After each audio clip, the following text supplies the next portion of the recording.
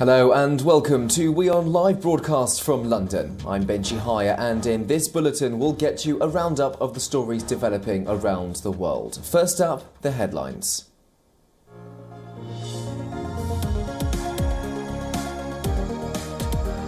Governments are scrambling to limit the fallout of the Pandora Papers that detail offshore tax havens worth hundreds of millions of dollars of 35 current and former political leaders.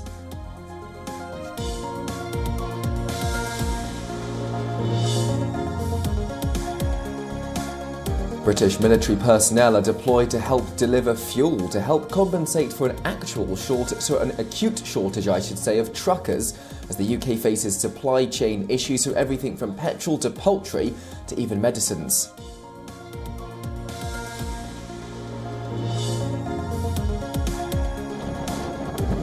Russia completes 2 launches of hypersonic cruise missiles, including one from a submerged submarine. President Vladimir Putin calls the Zircon missile invincible.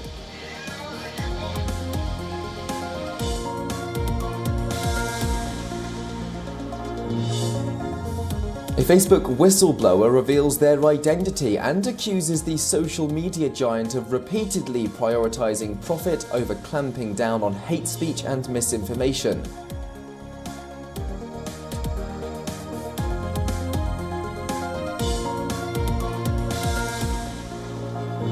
As the crisis hit, Chinese property giant Evergrande contends with a liquidity crunch. Trading of its shares was suspended in Hong Kong, along with those of its property management unit.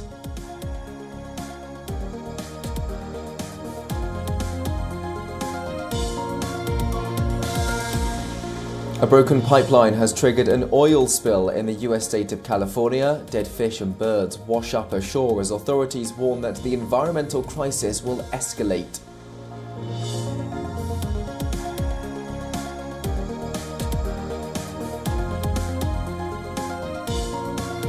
And American scientists David Julius and Ardem Patapoutian win the 2021 Nobel Prize for Medicine for their discoveries of receptors for temperature and touch.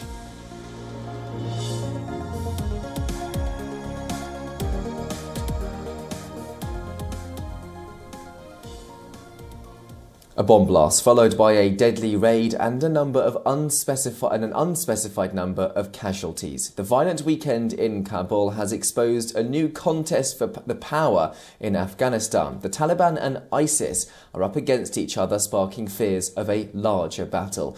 Let's run through what we know so far. On the 3rd of October, a bomb blast rocked the Eidgah Mosque in Kabul, killing at least 12 people and injuring more than 30 others. Amongst the people killed, 7 Taliban members. Amongst the people killed, were 7 Taliban members. The mosque was packed with Taliban leaders who were attending a memorial ceremony of Deputy Minister of Media. Although nobody has claimed responsibility for the attack, just hours after the deadly blast, the Taliban blamed the Islamic State group and sought revenge.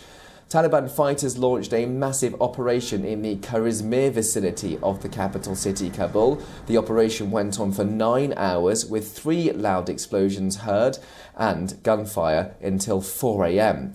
The Taliban then revealed that they had raided an Islamic State hideout in northern Kabul, killing 3 ISIS members and losing 4 of their own militants.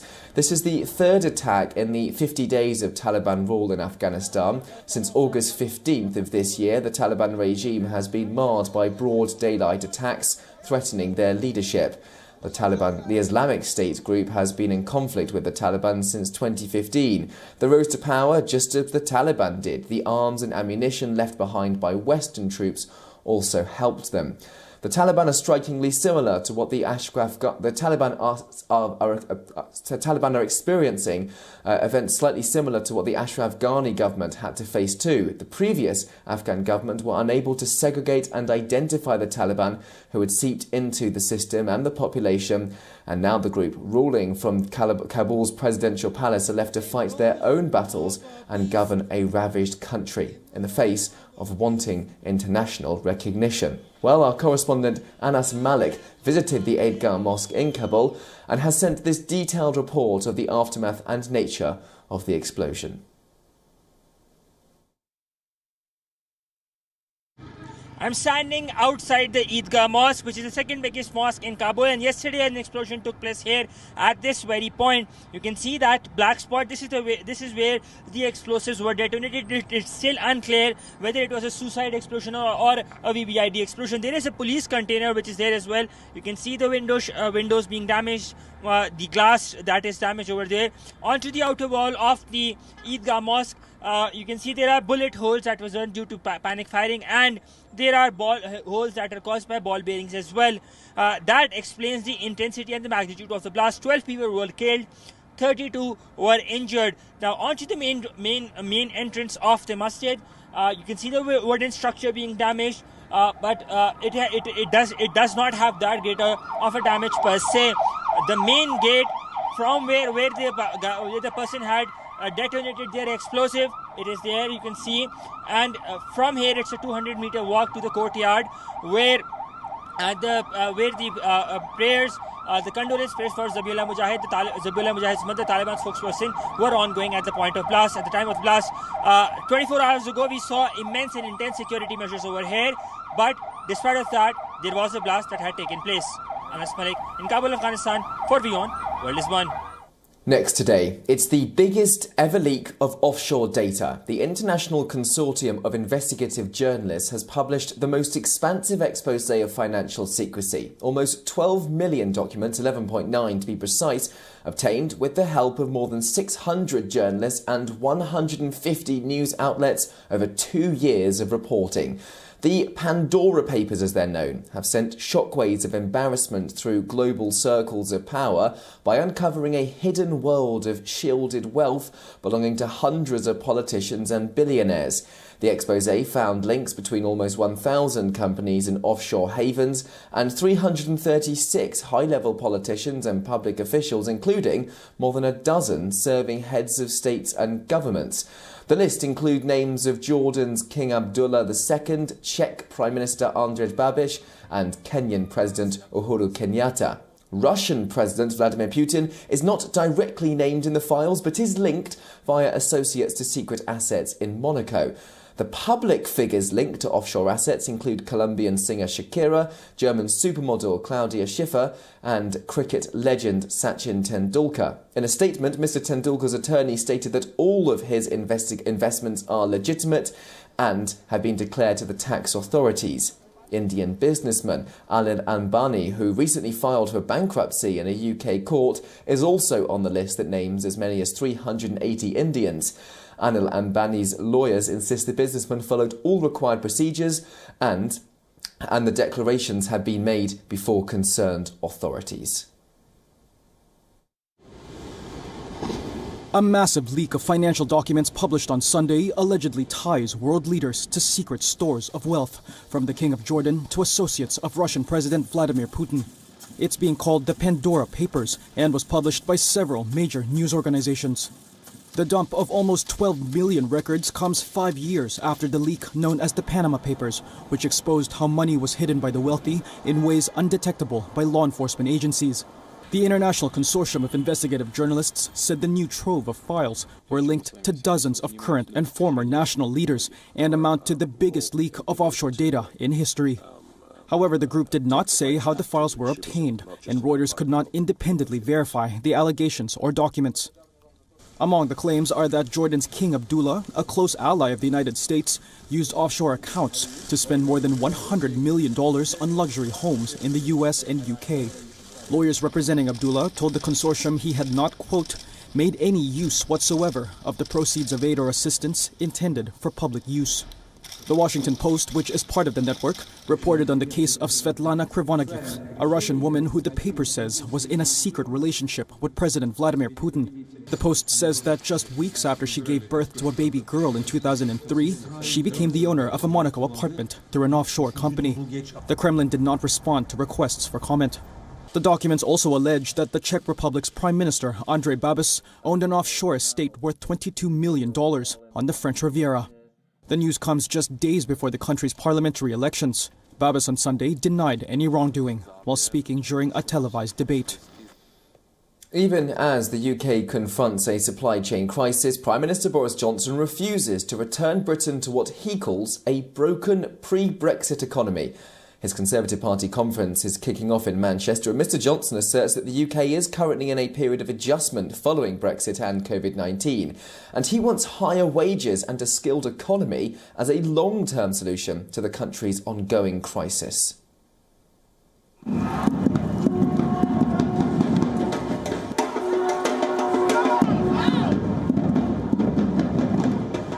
On Christmas, let me tell you this, Beth, I'll make you a very confident prediction that this Christmas will be considerably better than last Christmas.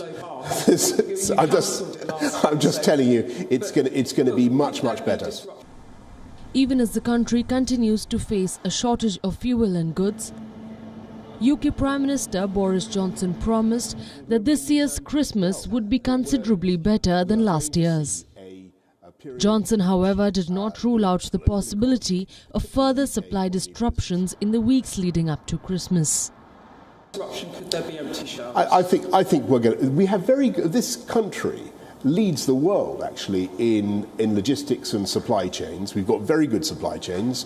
Where there are issues that we can help with, we'll do everything we can to help.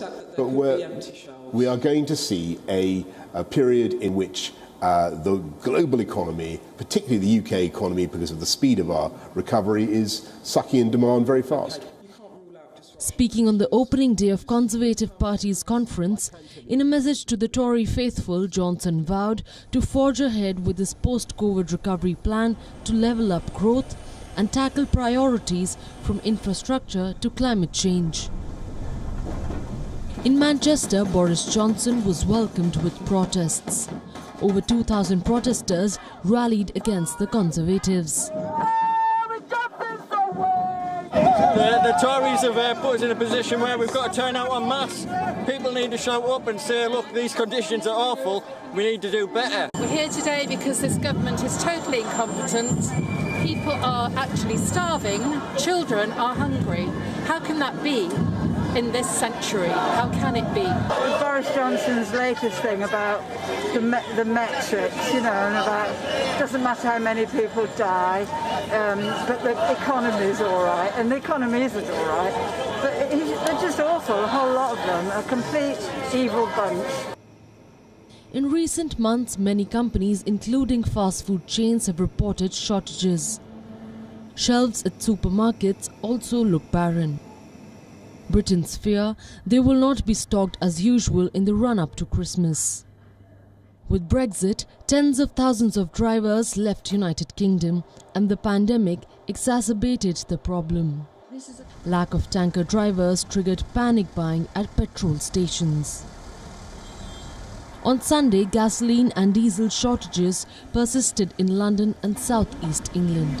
You've seen me come every morning with my tank. You've seen me. On Friday after work, I have to queue in this station for 2 hours and 20 minutes to fill just £35. Then today I have to stop working now and come again before they finish, because when I went to come back, they didn't have petrol. Well, it's been a really, really awful situation. I personally didn't know this was happening, so I ran out of petrol last Saturday and haven't had petrol since. 22% of forecourts had no fuel available.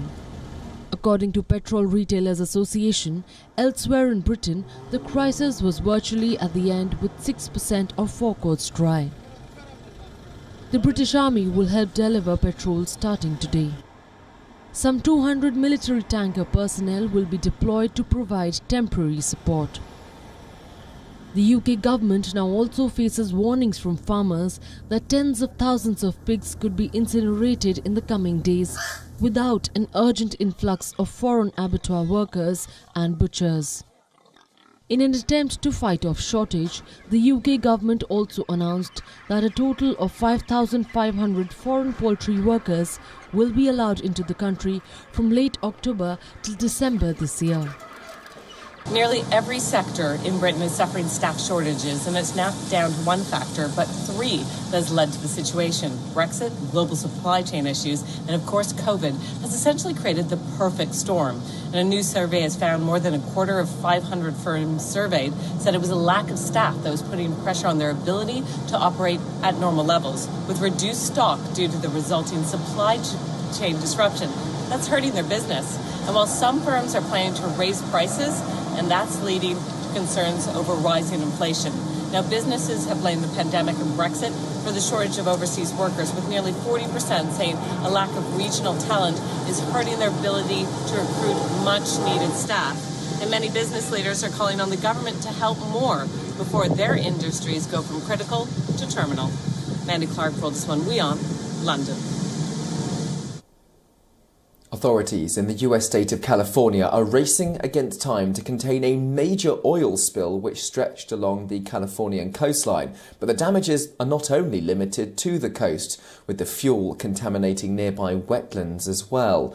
The spill was caused by a breach connected to the Ellie oil rig operated by Beta Offshore. That's a Californian subsidiary of Houston-based Amplify Energy Corporation. The company's CEO says the pipeline has now been shut off and remaining oil suctioned out.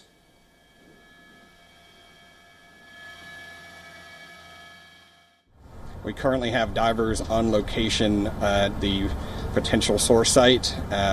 We are investigating the source and potential cause of this incident. Like I said, we will continue to work with Unified Command to ensure that this recovery effort is concluded as quickly as possible. Let me just say also, our employees live and work in these communities, and we're all deeply impacted and concerned about the impact on not just the environment, but the fish and wildlife as well. We will do everything in our power to ensure that this is recovered as quickly as possible. However, the implications are clear to see. For example, dead fish and birds have been washed ashore. The mayor of Huntington Beach says those responsible for the environmental disaster must be held accountable. The US Coast Guard, working with local and state agencies, flew airplanes to assess the extent of the oil spill. In a year that has been filled with incredibly challenging issues, this oil spill constitutes one of the most devastating situations that our community has dealt with in decades. But as far as the responsible parties, yes, we are looking at measures right now to make sure that they are held accountable for this. Beaches were closed to swimming and a local air show was cancelled as authorities rushed to mitigate the effects of that oil spill. It's so important that we avoid the beaches. We all love our beaches. We live in Southern California because of this amazing paradise here. However, I was there for a few hours today, and even during that time, I started to feel a little bit of my throat hurt, and you can feel the vapor in the air. I saw what I'll describe as little pancake clusters of oil along the shoreline, and I've described it as something like an egg yolk. If you push it, it kind of spreads out, and so we don't want people to disturb those little clusters so that the cleanup can be more easily maintained. The world's largest social media platform has been embroiled in a firestorm after a former employee leaked Facebook's internal documents last month. That whistleblower, who shared a trove of Facebook documents, has now revealed her identity in a television interview with CBS. Data scientist Frances Haugen was a product manager at Facebook until earlier this year. Alleging that the social media giant knew its products were fueling hate and harming children's mental health, she's accused the company of choosing profit over safety. Parts of those allegations read, and I quote, "Facebook over and over has shown it chooses profit over safety. It is subsidizing, it is paying for its profits with our safety. The version of Facebook that exists today is tearing our societies apart and causing ethnic violence around the world." She explains how the company's newsfeed algorithm is optimized for content that gets a reaction. Again, I quote, "Facebook has realized that if they change the algorithm to be safer, people will spend less time on that site. They'll click on less ads, they'll make less money." During the 2020 US presidential election, the quote continues, Facebook turned on safety systems to reduce the danger that such content presented. As soon as the election was over, it changed the settings to prioritise growth over safety. Frances Haugen has worked for companies including Google and Pinterest, although she confessed that Facebook was, and I quote, substantially worse than anything she has seen before. She's set to testify before the US Congress on Tuesday after she shared the documents with US lawmakers and the Wall Street Journal. Facebook insists these leaks are misleading and gloss over the positive research being done by the corporation. It previously announced it would suspend but not abandon the development of a version of Instagram which it owns, meant for users younger than 13 years old.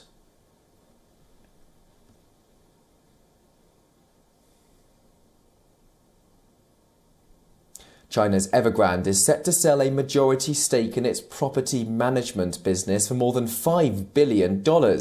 The deal would be the largest asset sale yet at the debt-laden property manager. The Evergrande crisis could be one of China's largest ever restructurings, as the company is weighed down by debts of around $305 billion.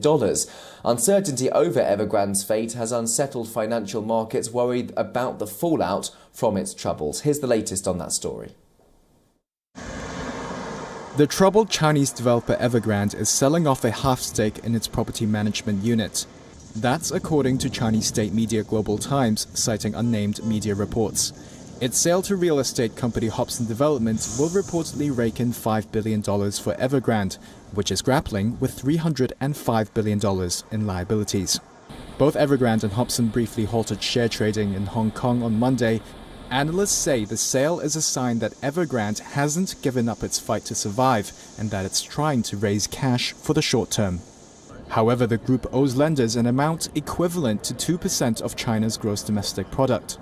Investors worry a messy collapse of Evergrande or the liquidation of its assets at rock-bottom prices could create chaos in China's property sector and the broader economy.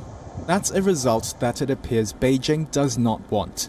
Insiders told Reuters last week the central government has prodded state-backed firms and developers to purchase assets from Evergrande. For now, many of Evergrande's projects still remain unfinished in China as a result of its financial woes. In a letter in September, Chairman Hui Gayan stressed the firm's top priority was to help investors redeem their products and remain accountable to ordinary home buyers. Holders of the company's $20 billion in offshore debt, though, appear further back in the queue. Bondholders have said interest payments Evergrande owed on bonds in recent weeks have failed to arrive. And finally, the volcanic eruption in Spain's La Palma is showing no signs of abating. In fact, it's escalating even more after a crater collapse, and new lava streams have now started appearing. Experts warn the eruption may even last for months. Stay-at-home orders for residents living near the volcano has been lifted, but fears of emission of toxic gases persist. We'll leave you with this report on that developing story. Thanks for watching, though, and do stay tuned to WION World is One.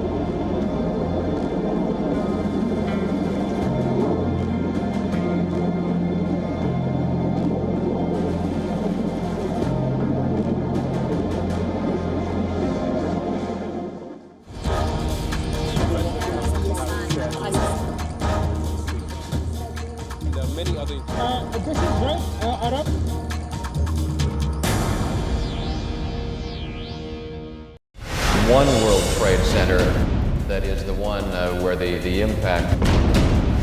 The cause of India's freedom for many years. I, Joseph Robinette Biden Jr. America is a constant work in progress.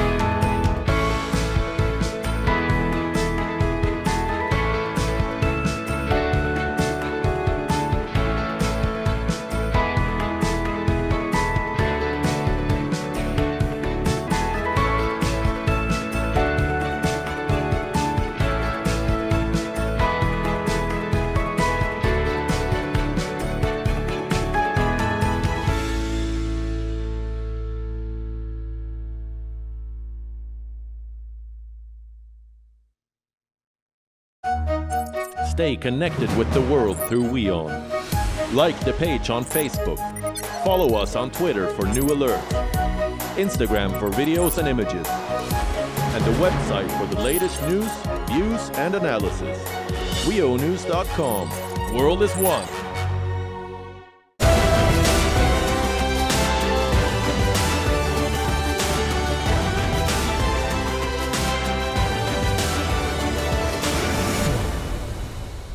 WION, India's global voice. The channel that brings you the biggest stories from across the world through India's lens. Now available in more than 190 countries worldwide. Because we believe that the world is one. Watch us in Africa, Europe, USA and Canada, South America, Asia Pacific, Middle East and North African regions. Also available on these digital platforms across the world. WION. World is one. This week on South Asia Diary. What does the Taliban's takeover mean for Afghanistan's saffron farmers? Bhutan joins the cryptocurrency revolution. Casinos reopen in Nepal after 18 months. The murder of a top Rohingya activist highlights violence at the Cox's Bazar refugee camp. All this and more, Monday, 8:30 p.m., only on WION. World is one.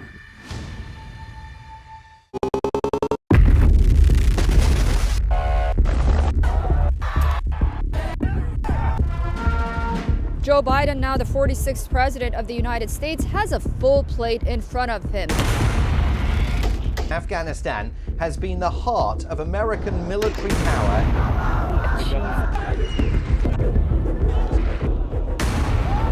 In a clear warning to China, India's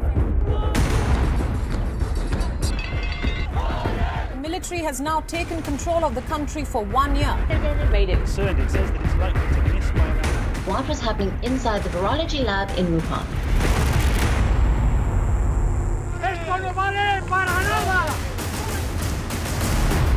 One ship was able to freeze global trade. We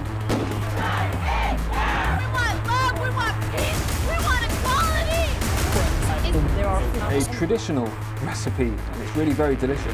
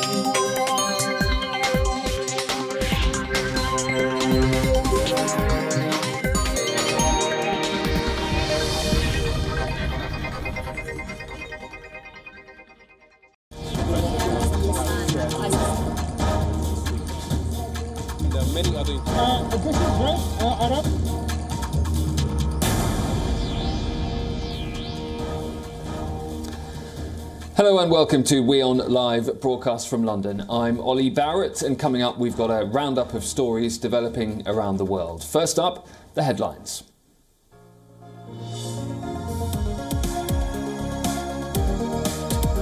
British military personnel in combat fatigues are deployed to help deliver fuel to help compensate after panic buying.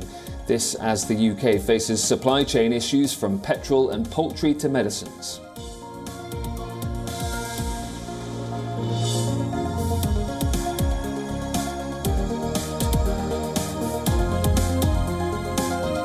Leaked files reveal explosive details about the world's rich and powerful. Named the Pandora Papers, the leaks exposed the hidden wealth and money laundering of over 330 politicians from 90 countries.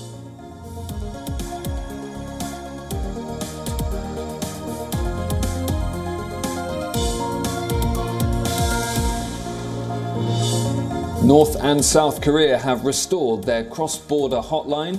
South Korea's Unification Ministry says officials from the two Koreas exchanged their first phone call since August.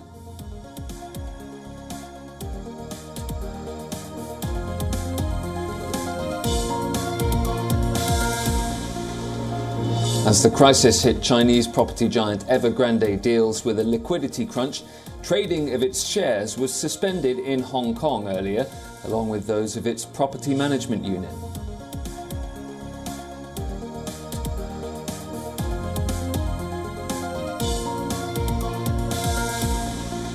Ahead of the festive season, India's health ministry says at least 70% of the country's adult population has been given at least one dose of a COVID-19 vaccine.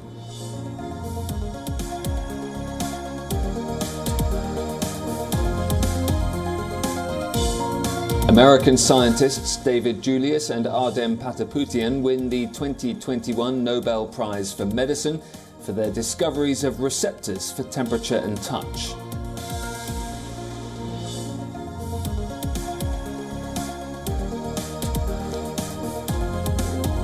One of the craters of Cumbre Vieja volcano on Spain's La Palma collapses, causing dramatic explosions and a thick river of red-hot lava.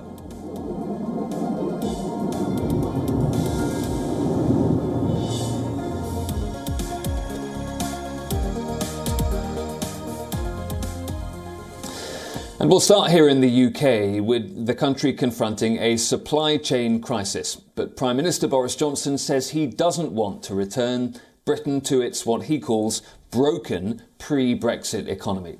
Johnson says Britain is currently in a period of adjustment after Brexit and COVID. He's pointing to higher wages and a skilled economy as the long-term solutions.